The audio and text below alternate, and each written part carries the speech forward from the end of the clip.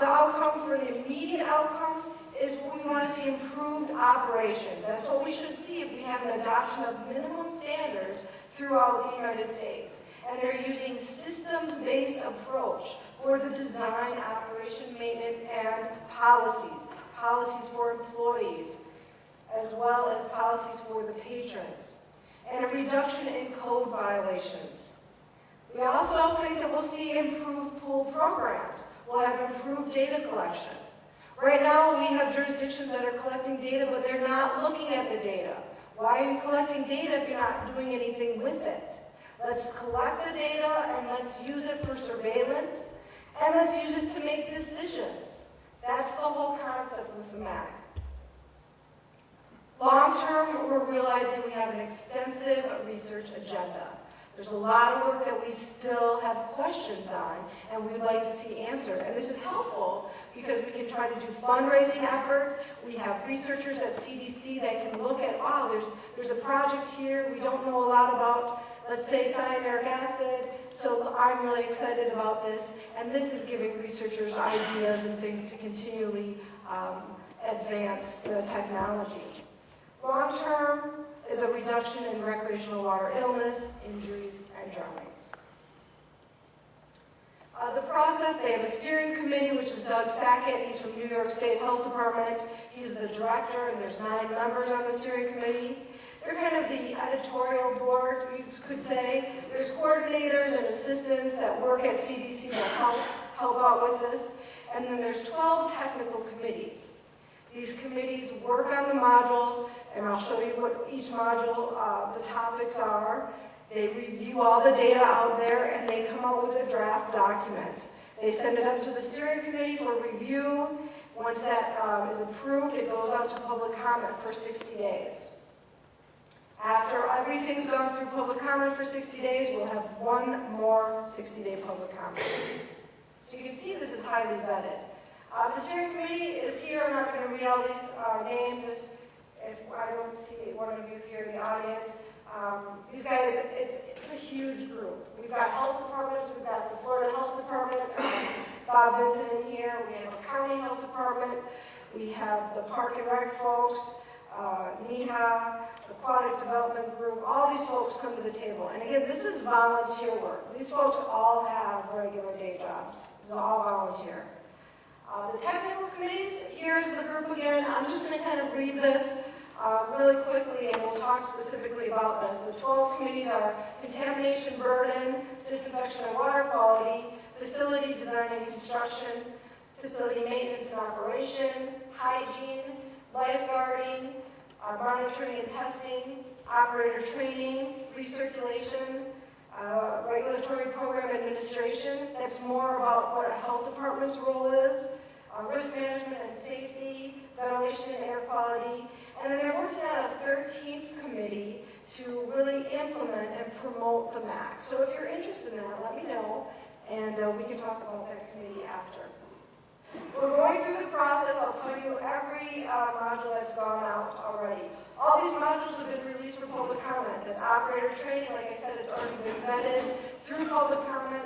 The public comments were addressed, and it's been updated and posted. And it's been out for over a year. Ventilation and air quality, the public comments are being reviewed right now by the technical committee. Risk management and safety, and all these others, the comments have been received. Disinfection and water quality just closed their comment period at the end of April. So these are the last 5 modules that we're waiting for. Contamination burden, I just looked at 2 weeks ago. That will be out probably in the next week. I was hoping for it to come out this week, and then we could do a good dance on that, but probably next week. Design and construction and lifeguarding is also ready to go. It's in the queue, and it will be out. These last 2 are the final development, monitoring and testing, and recirculation. But they all should be out in June, by June. The operator training module is the one that was completed first and also was vetted already, like I mentioned. And operator training module has got a lot of data in it, surprisingly. There is data not only from CDC and the MMWR reports, but there's a study from the University. Nebraska Department of Public Health did a study on pools that had trained operators and pools that did not. And they found the pools that had the trained operators had less violations than the pools that didn't.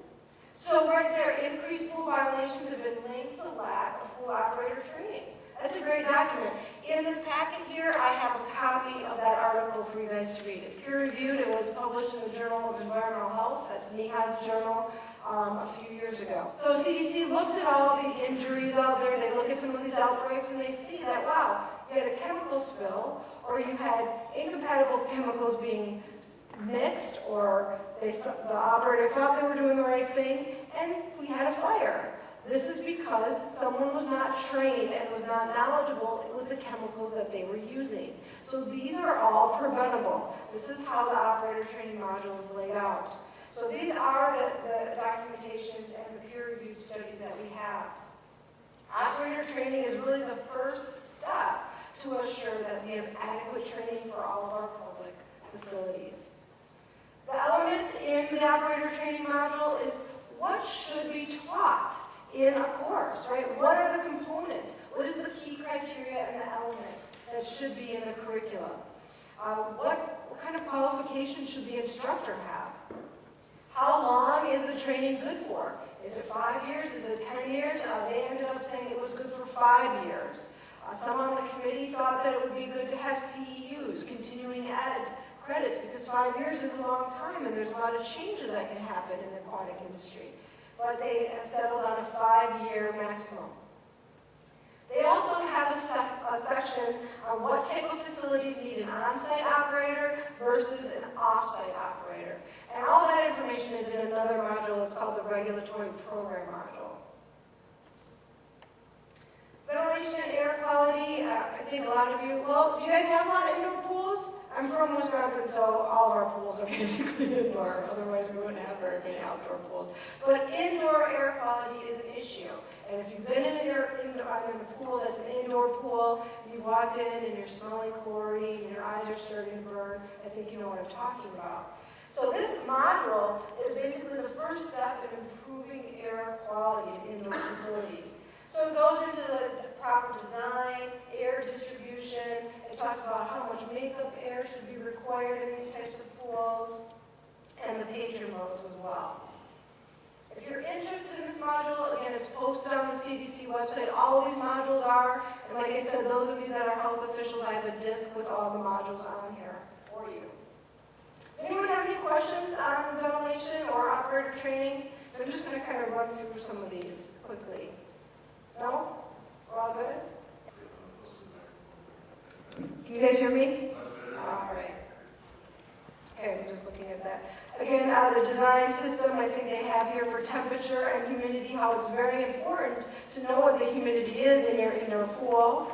They're saying a certain relative humidity at less than 65%. Again, working basically off the ASHRAE standard, but incorporating more because that standard was lacking. Risk management and safety, more about chemical storage. A lot of you folks already know about proper chemical storage.